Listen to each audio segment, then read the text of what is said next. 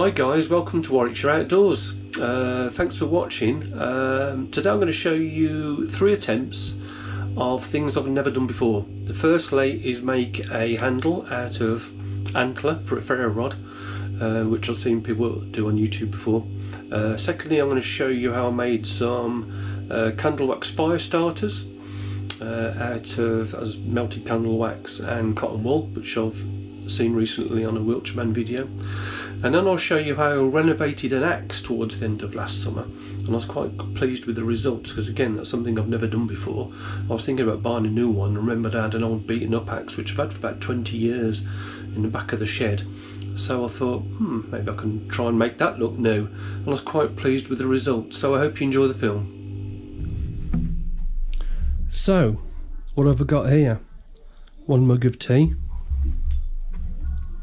1 antler horn, 1 ferro rod, some epoxy,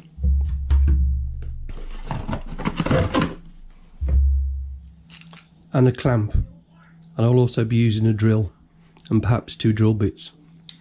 The clamp I bought for about £14 from B&Q, which is a hardware store here in the UK. This I got for about £2 from the Bushcraft show last year, but you can get them from our local pet shop for £1 or £2. This I got from the Raymere's website, Woodlaw. This cost me £8, but I know it's going to be a good one. This I got from B&Q, and this cost me about £6. So, first thing I'm going to do is set the clamp up, then I'm going to get my drill out, and join me when I'm ready to do some drilling.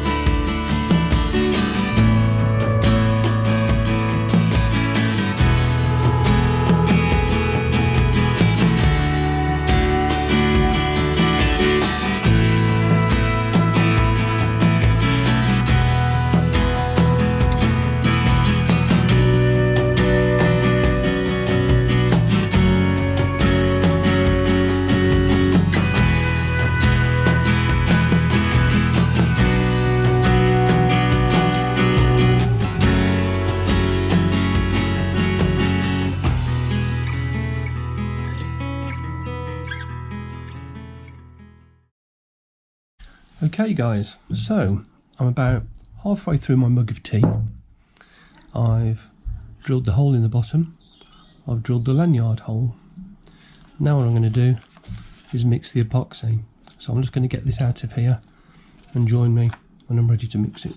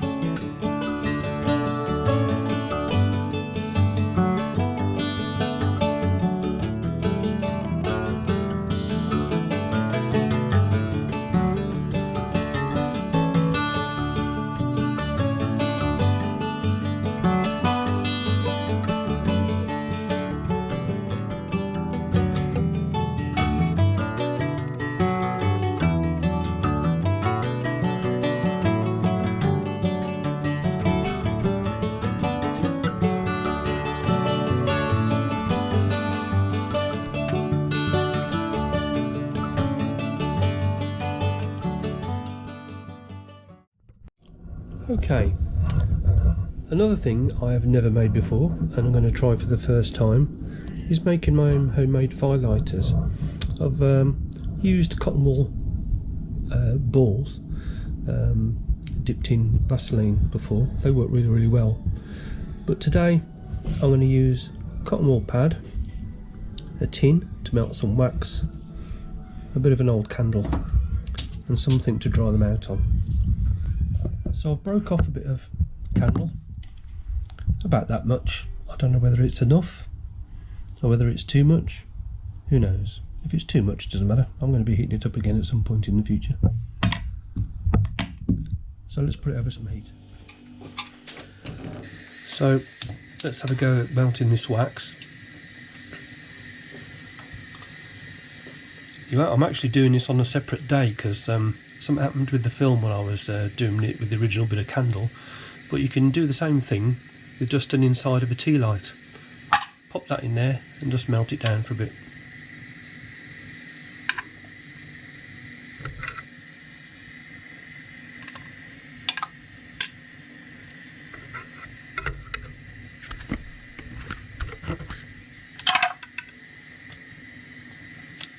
Doesn't take long. It only needs a bit of heat before it starts to melt. And when I originally started to do these on the film that I couldn't use, I dipped the cotton wool into here, but I found the best method to use was to actually pour the wax onto the cotton wool, and I'll show you what I did. There, see, it's melted quite a lot already, so let me show you. So if we just pour that onto there, you'll find that the wax soaks into the cotton wool and actually goes through to the other side, and I find that a lot easier way to do it.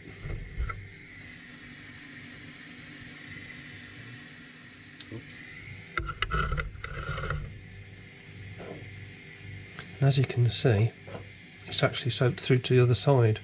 So I normally do both sides, cover up any gaps, and that's more than enough wax. Let's turn the heat off. So that's more than enough wax on there, and literally within, I don't know, a minute that'll go hard, and I'll show you what it's like once it's dried. So here we are, this is dried hard, and you can see how hard it is. The tea lights are great to use because you can get a big bag of them for, well, pence, maybe £1 for a couple of quid maybe. So let's see how they work.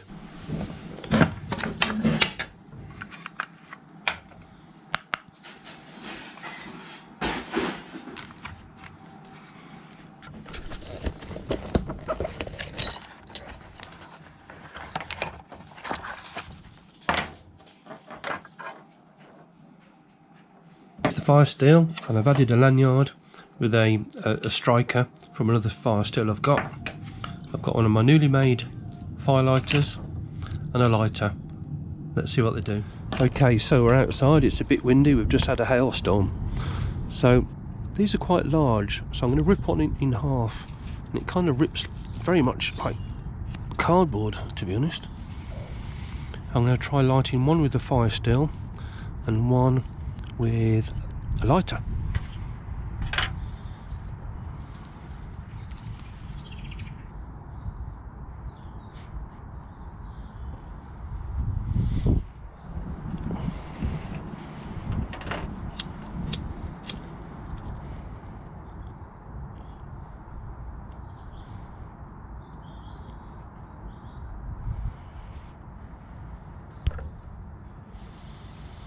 There you go, that's taken.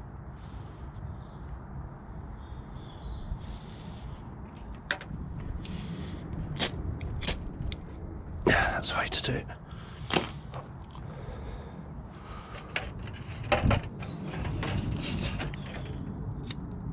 I think the wind's blown them out, but it should work.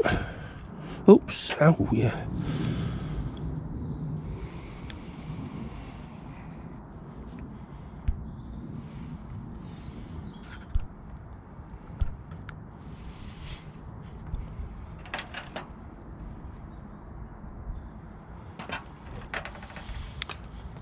So the other one I just needed to expose a bit of cotton wool to get the ferro rod to light it. The other one lit really well, it just got blown out by the wind because it's very windy here.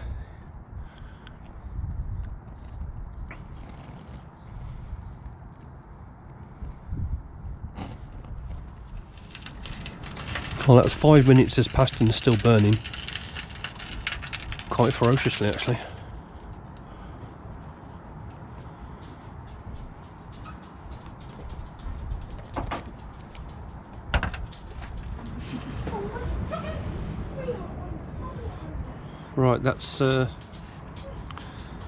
Right, that's 6 minutes now. The one on the left is almost gone out. Well, it has been burning slightly longer than the one that I lit with the ferro rod. So they're averaging cooking round about 6 minutes. Sorry, burning. So they're averaging, I would say, about 6 minute burn. And quite a ferocious burn as well. You'd be able to light anything with one of those. And one of them can light 2 fires, as you can see, splits into 2. So quite successful, I think. So here's some photographs of the axe I renovated. As you can see, it was in the right state. It had been in the back of my shed for many years. It was well rusted and well gunked up. Even the handle was in a right state. So the first thing I did is went and got some tools.